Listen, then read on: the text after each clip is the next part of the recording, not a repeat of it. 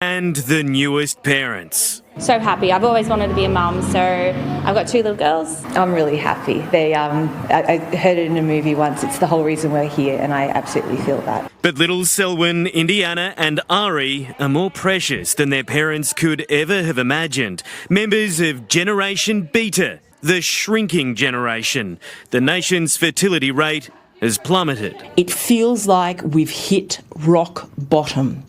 We've hit the lowest rates in our history. The fertility rate peaked after the Second World War, the baby boom, as our diggers returned. 3.5 births for every woman of childbearing age. It fell after the introduction of the contraceptive pill in 1961, before the turn of the century, when then Treasurer Peter Costello implored Australians to have more babies. One for your husband and one for your wife and one for the country.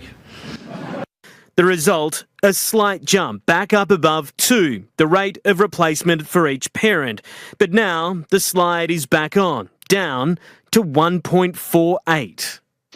But we all know Australia has never been bigger. We can see from up here our cities are growing. At the same time, there's a housing crisis in what we used to call the lucky country. This month our population hit 28 million. So what on earth is going on down there? Couples are delaying children. The average age of mothers, 25 in 1971, 32 in 2024. A standard IVF cycle can cost around $12,000. Some are choosing not to have children at all. I saw what the traditional life looked like and I decided it just wasn't for me. I think it's just been a really great thing for women in general to know that they have got a choice and that there are women out there like them that don't necessarily want to have children. And those who do choose to or can have kids are having fewer. I'd love to have a third.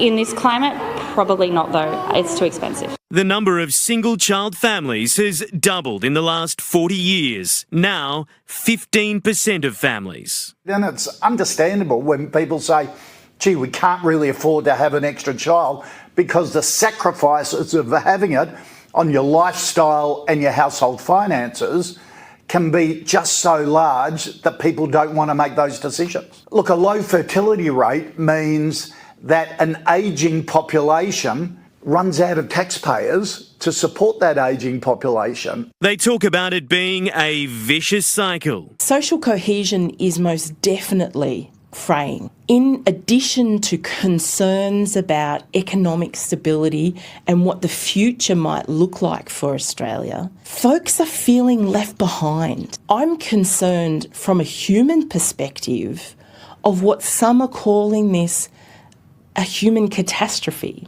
And yes, there's something else we haven't mentioned yet. Immigration. If we don't have migrants and continue with the ageing population and low fertility rate, we will have to sacrifice overall as a country